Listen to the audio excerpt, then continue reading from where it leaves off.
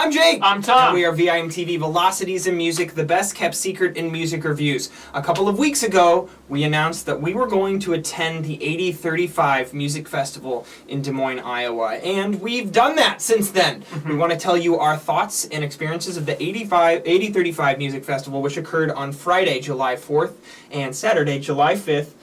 In downtown Des Moines, Iowa. For those of you, a lot of you guys who watch us at Velocities of Music, you guys aren't from around Iowa. You think it's just cornfields, and for all intents and purposes, you're absolutely right.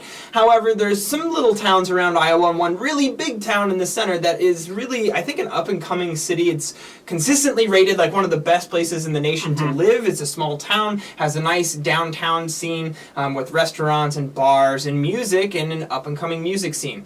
The Des Moines Music Coalition for the past several years now has been putting on this 8035 Music Festival, which is, the idea is that we're Interstate 80 and Interstate 35, two major interstates that are intersecting in the heart of Iowa, come together. All these bands are constantly traveling through here. We might as well have a music festival right in downtown. It makes sense. It absolutely does. So, Tom, who are some of the bands that we saw while we were at 8035? Well, there were a lot of them. We're going to focus on some highlights. So we're going to be starting out with Best Coast. Best Coast is up. One of the first artists we saw was Best Coast at 8035 this year. And what I really liked about Best Coast was, compared to the way that their albums end up sounding, where it's a little bit washy, that all kind of comes out of the mix when it's a live performance. They really rocked, and it was a lot of fun to watch. So while we weren't a huge fan of their most recent LP, The Only Place, that actually ended up being a very fun show to watch and a really rewarding experience. Dreams just dramatic versions of my real life, and life is short, so in what does it matter anyway? Just a small price that I pay for you to save me every single day. The next show we saw on the main stage was Ziggy Marley, the son of Bob Marley. This actually had a really good attendance. I mean, it's for the earlier shows, it's rare to see them packed, but at 5 p.m. in the afternoon, we saw Ziggy Marley with a very, very substantial crowd. People traveled from all over to see this guy, and it was pretty obvious why. He had a very uplifting sound, a bit more poppy sort of reggae than what his dad presented, and revolutionized a whole genre of music and really a movement of pop culture. And really just seeing all of the energy and instruments that they put onto stage and put into sound was just a really fun experience and a total blast to watch. At 8 o'clock on the Come and Go stage, we saw Surfer Blood. What I liked about Surfer Blood's live show is that it sounded very true to their album, and you can tell that these are a group of young guys, but they're talented musicians. I mean, if it wasn't for the middle of summer, I really would have thought that the lead singer was going to be late for geometry class or something. This guy has a youthful look to him, but they had a lot of energy. They put on a good show.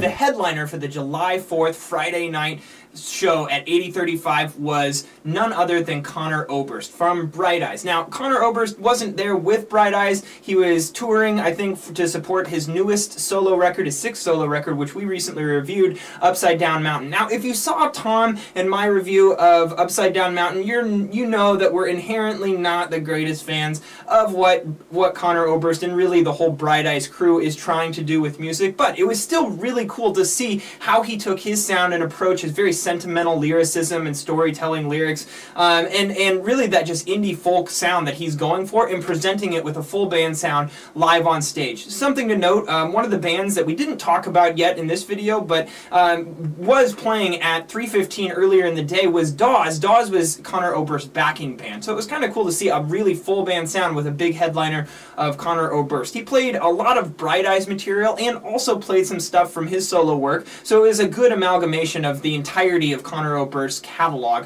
whatever he's been in for the past number of years since he's a very established artist. Good headliner for a good first day of 8035. There's a loophole in my dreaming, so I thought I'd have it.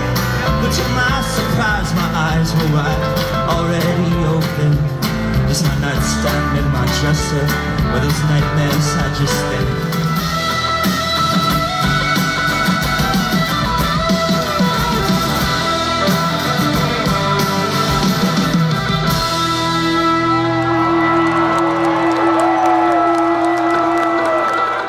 about 8035 is, along with these good national acts, they also incorporate a lot of local Iowa musicians into the shows. Now, there are way too many people playing at the same time for us to effectively see everyone, but some of the local Iowa artists that we wanted to note are, first off, Twins. We saw them play. They're a great kind of power pop with a little bit of like 50s and 60s kind of surf rock influence. They put on a really good show, as well as Cirrus Minor, who had kind of more of like a reggae rock kind of Sublime-esque sound, maybe a little bit heavier than them, but they even did a Sublime cover, so that goes to show kind of what they're into. Maids, which was a duo, which was a little more electronic and dancey, but also had some great vocals. If you're into that kind of pop scene, I recommend checking them out, as well as the River Monks. The River Monks are great at fusing this kind of classic indie folk sound with some more rock and upbeat sections, and it just made for a great variety. All right, on Saturday, July 5th, we kicked off our day at the main stage with a hip-hop artist from Seattle named Raz Simone. Raz is a scrawny African-American dude. He was wearing a wife beater and a Seattle Mariners hat, and he was just loaded with attitude, but he was so friendly. It was very clear within the first seconds of him going on stage that he was going in to try and bond with the crowd, and man, did he ever. First off, just to talk about his just general music style, Raz is all about just, you know, pretty nicely produced hip-hop beats, but he has, the key to his sound is his raspy vocals, and he talks sometimes lyrically in his lyrics about how, you know, he was put down about his vocals and told he wasn't going to make it because he has such a unique vocal style, but if anything, we thought that was definitely something that made him stand out. Furthermore, the way he interacted with the crowd was bar none one of the most amazing things we've seen at 8035. He split the crowd into two parts, got down into the grass with the crowd, and just rapped in the middle of everybody that was there, and then the crowd kind of jumped in and started dancing with him and stuff, and he just had total control over the crowd, and it made for an absolutely stupendous show. Sprinkle fuck up your life, but some good could come in disguise. There's quite a thin line between love and despise. I touch her thighs, she feels the numb in the spine. I'm fucking her mind, having a threesome, making love to crime. Next on the main stage was the Envy Corps, and the Envy Corps is kind of an Iowa staple. They've been around for a long time, spent some time in Europe, kind of run a recording studio there in Des Moines, and actually have worked with and have connections to national acts like Imagine Dragons and Slipknot. So they're kind of a staple of the Iowa music scene, and they always put on a good show. They got a lot of energy. Their music is great if you're like a Radiohead fan, like that kind of British rock sound. I mean, they're not British, obviously, but they have that kind of style. If you like that sound combined with kind of the electronic elements, I'd recommend checking them out. Now, I will say, I think that the mixing and the sound, the way that it was all put together, didn't really translate all that great into this particular live performance. They still played well, but it didn't sound perfect. Something just, you know how that happens at festivals. But I would strongly recommend you go check out their albums if you think it's something you'd like.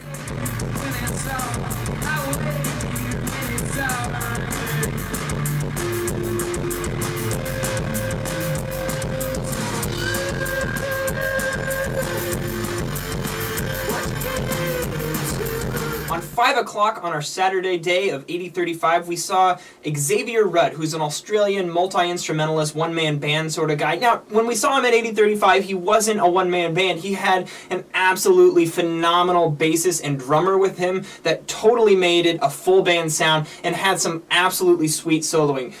Xavier Rudd particularly invoked just this energy that just flew through the crowd. You know, he has this unique sound. You know, it's kind of a mix of like live jam band sound mixed with little reggae and even rock. I mean, these guys rocked out at times, and it was a really just high intensity show. And another thing I have to note is just all of the just vast amounts of instruments that Xavier Rutt chose to play. He even chose to bring out at the end of the show an indigenous didgeridoo, I think is how you say it, which is essentially this long pipe that he would blow into and make that sound, and then all the bass and drums going along with that, and guitar as he was playing guitar as he was doing that, was just, it just showed an immense amount of talent and control in songwriting as he was just super intense, and just made really good music live right in front of us. It was a great experience.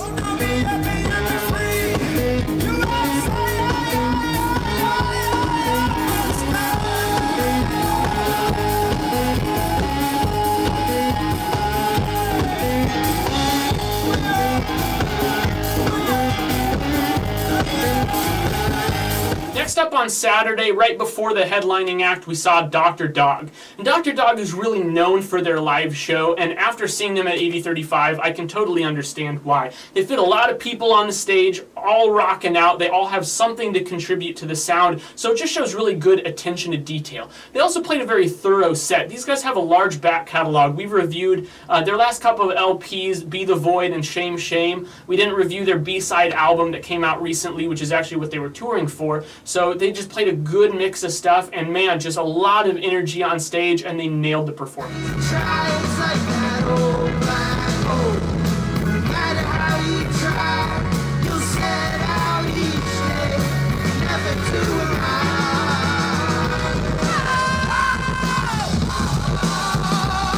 For the headliner on Saturday was the great and powerful Cake. If you're not a Cake fan, then you're probably not a human being, because these guys are just one of the most undescribably fun bands that you can ever come into contact with. And I've heard for many years that they put on a hell of a live show, and 8035 proved to me that that was an accurate statement. They came on at 9 p.m. They just had a ton of energy and attitude, and they played a vast amount of songs from a number of their records. And really, I gotta say that the thing that I liked most about Cake's show was the fact that they interacted with the crowd, really got, you know, in kind of a satirical way. It almost made you laugh at how the band was approaching that attitude and how that transcended into their, you know, banter with the crowd. And also just all of the tracks that they played from their albums, they really didn't miss any one of their hits. In particular, I really enjoyed the cover of War Pigs that they did. It just made for an all-around interesting and fun show. Great way to end 8035 for 2014. The rock of dust construction in the fields of bodies burning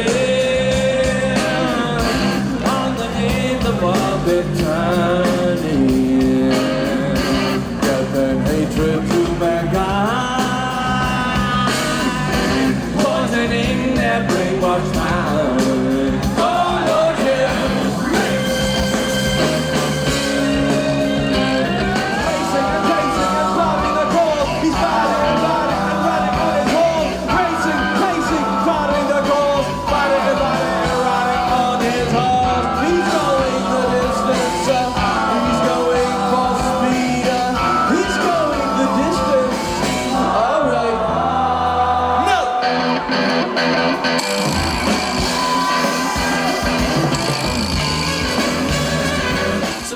Up 8035 for 2014. We had a great time, saw a lot of great bands, and I'm looking forward to next year. Absolutely, and you can be assured that we will be there next year. I'm sure the Des Moines Music Coalition will put on another hell of a festival next year. A lot of great bands I'm sure will come in, and it will really be a treat to see it again in downtown Des Moines, Iowa. So, see you guys next year. I'm Jake. I'm Tom. And we are VIM TV, moving music critique forward.